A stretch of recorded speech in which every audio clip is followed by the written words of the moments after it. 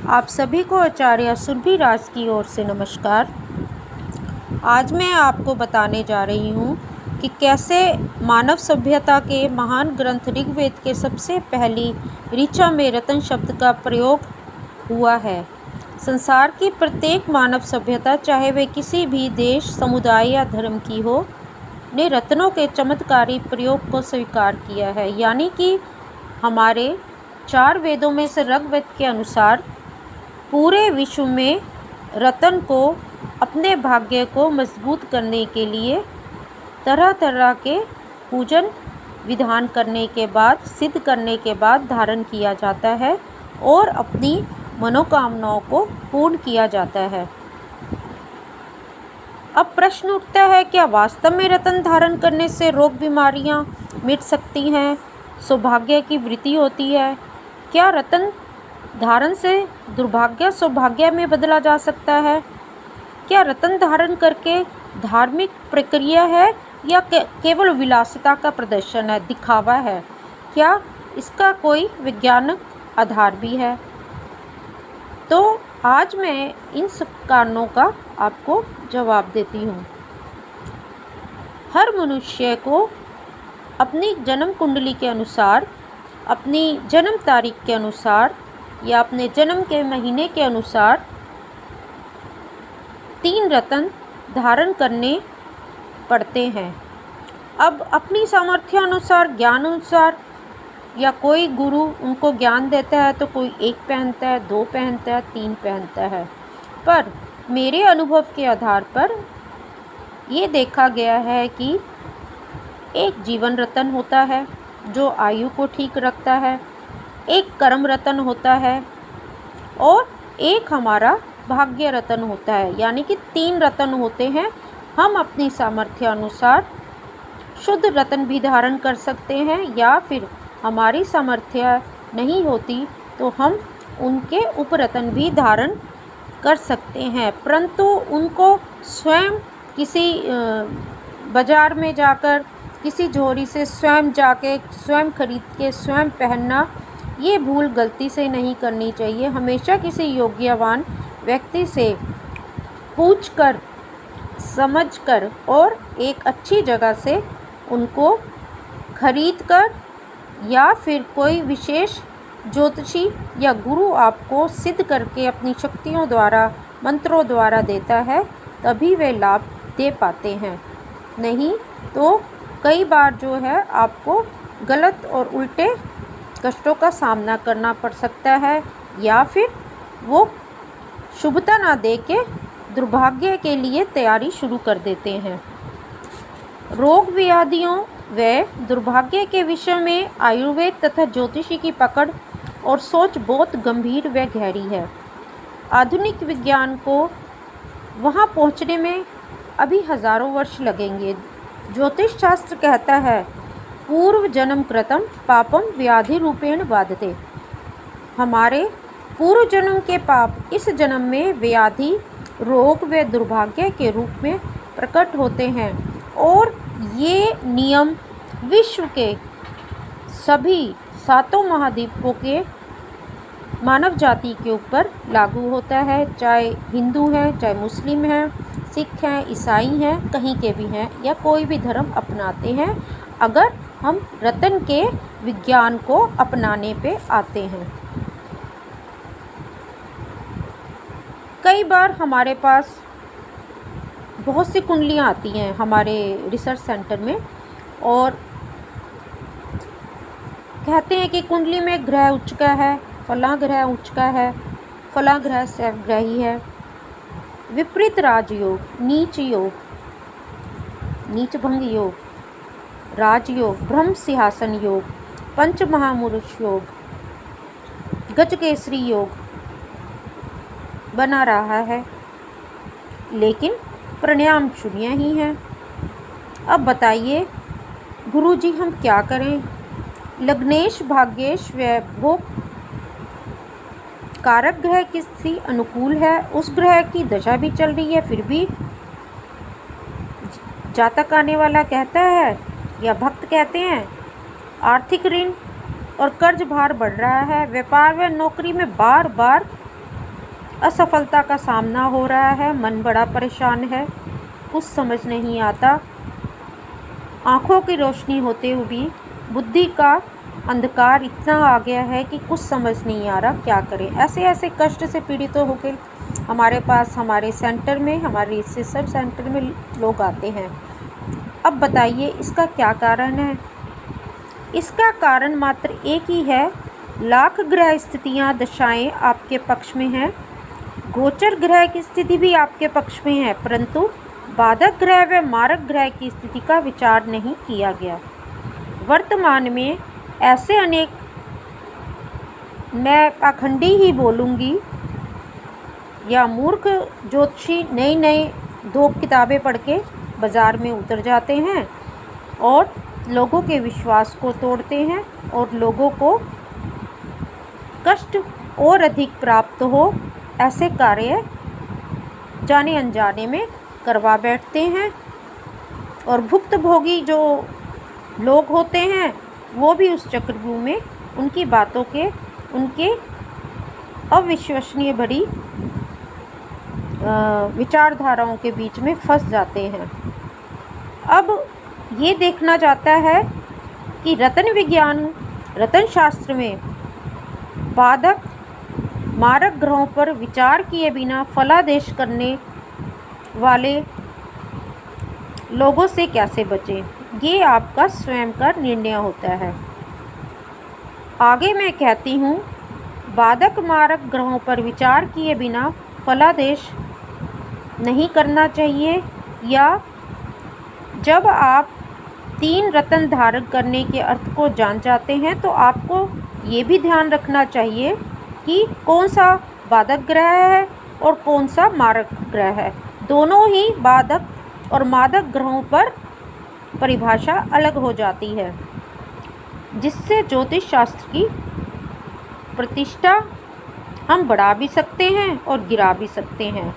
तो आप सबसे मैं विनती करूंगी कि जब 3 रत्नों के बारे में जीवन में आप जानते हैं तो आप बाधक, अपनी कुंडली के अनुसार बाधक और मारक ग्रहों पर भी विचार करें, क्योंकि 1-2 किताबें पढ़कर या सुनी सुनाई बातों से इस समय लाखों ज्योतिषी बाज़ार में उतर चुके हैं और वो यूट्यूब पे भी धड़ल्ले से रत्न बेचते हैं, सामग्रियां बेच रहे हैं, पर उनको नहीं पता कि एक कष्ट के लिए सबको, जो 1000 लोग हैं उनको 100 उपाय दिया जाएगा।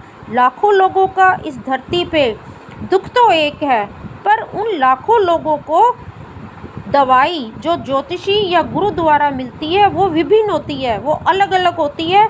ये नहीं कि एक दुख, एक समस्या 10 लोग हैं और उनको एक ही मंत्र, एक ही रतन या एक ही कोई उपाय बताया जाए। उन 10 का उपाय और उनका जो है रतन, उनको पूजन करने का मंत्र अलग अलग होगा।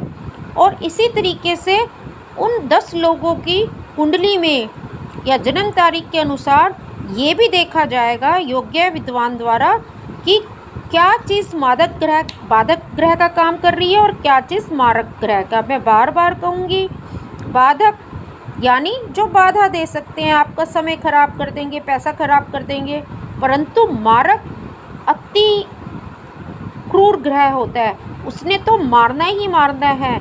तो रतन पहनते ऐसा भी हो सकता है कि आप अपाहिज की श्रेणी में आ जाएं, आपका कोई रोड एक्सीडेंट मरने के समान दुख वाला हो जाए, या फिर वो रतन मृत्यु का कारण बने, मतलब कि मृत्यु समान कष्ट का कारण गलत पहना हुआ रतन या गलत व्यक्ति विद्वान द्वारा बताए गए रतन को प्रयोग करने पर ऐसे ही फलादेशों का आपको सामना करना पड़ेगा। तो मैं ये कहना चाहूँगी, रतन धारण करने से भाग्य प्रबल तो होता है, परंतु आपको पूरी जानकारी होनी चाहिए कि वो कौन से 3 रतन हैं जो आपको अपने जीवन में उन्नति के मार्ग, सफलता के मार्ग पे ले जाएंगे, और कौन से वो 2 ग्रह हैं जिनके रतन पहनने पर, मंत्र पूजन विधान करने पर आपको जीवन के अंतिम समय तक बाधाओं का सामना करना पड़ेगा, या फिर एक मृत्यु समान कष्ट को सहना पड़ेगा, क्योंकि लाखों यूट्यूबर इस समय थोड़ा थोड़ा सीख कर आते हैं और फटाफट लोगों को, दुनिया को मूर्ख बनाकर जो है पैसा कमाते हैं। ये डिजिटल दुनिया है और डिजिटल प्लेटफॉर्म का बहुत गलत यूज़ भी करते हैं। मैं पिछले 42 सालों से अपने क्षेत्र में काम कर रही हूँ और मैंने ये सिर्फ किताबों से पढ़ के नहीं सीखा। मैंने इन सब विद्याओं की परीक्षा दी है, मैंने इन सब का ज्ञान प्राप्त किया। फिर योग्य विद्वानों ने मेरी परीक्षा ली और मुझे हर क्षेत्र, हर विद्या का डिग्री प्राप्त करने में, प्रमाण पत्र देने में, सम्मान देने में उन्होंने मेरे आगे गुरु के रूप में मुझे बहुत ही मदद की, ताकि मैं अपना जीवन लोगों की सेवा में समर्पित कर सकूं। तो इसलिए मैं कहना चाहूँगी, रतन को बहुत से लोग, विद्वान बड़ी तेज़ी से बेचते हैं, पर क्या वो अंतिम समय तक उसकी गारंटी दे सकते हैं कि 10 दिन में ये प्रभाव रतन देगा, 20 दिन में ये प्रभाव रतन देगा? और ये रतन मैं लिख के देता हूँ कि आपके लिए बाधक मारक का काम नहीं करेगा या फिर आपको कोई नुकसान नहीं देगा। तो आपसे यही विनती है, रतन बहुत ही शक्तिशाली पत्थर होते हैं, परंतु अगर वो योग्य विद्वान द्वारा, सिद्ध शक्ति द्वारा और नित्य प्रतिदिन जब आप सोकर उठते हैं, जब आप दोपहर के समय ज़रूरी कोई पेपर साइन करते हैं या आप रात को सोते हैं, तो कौन से मंत्र का ध्यान करके उनको सोते समय कहना है कि अब मैं शयन मुद्रा में जा रहा हूँ, जा रही हूँ, तो अब आप ये कीजिए, और अब मैं ये काम या साइन करने जा रहा हूँ या इस बहुत बड़े काम को जो मेरे को सफलता देगा करने जा रहा हूँ, तो कौन सा मंत्र बोलना है। और जब आप सुबह बिस्तर पे उठते हैं तो जो भी रतन धारण कर रखा है उससे कैसे प्रार्थना करनी है और पूरा दिन आपको बिताना है। तो ये मंत्र जो विद्वान आपको बताए और जो विद्वान ये बोले कि आप अवश्य सफल होंगे और इतने दिन में सफल होंगे, तभी उस व्यक्ति से आप रतन धारण करें। ये है एक योग्य विद्वान की पहचान। इसके अलावा बाधक ग्रहों के नक्षत्रों पर भी ध्यान देना चाहिए। अब लोग कहते हैं कि नक्षत्रों का कैसे करें, तो योग्य विद्वान आपको बता देंगे कि आपके बाधक नक्षत्र और बाधक ग्रह कौन से हैं। बाधक ग्रहों को जानकर ही बाधक नक्षत्र भी बताएंगे, और मारक ग्रह कौन सा है तो उसका नक्षत्र भी बताएंगे।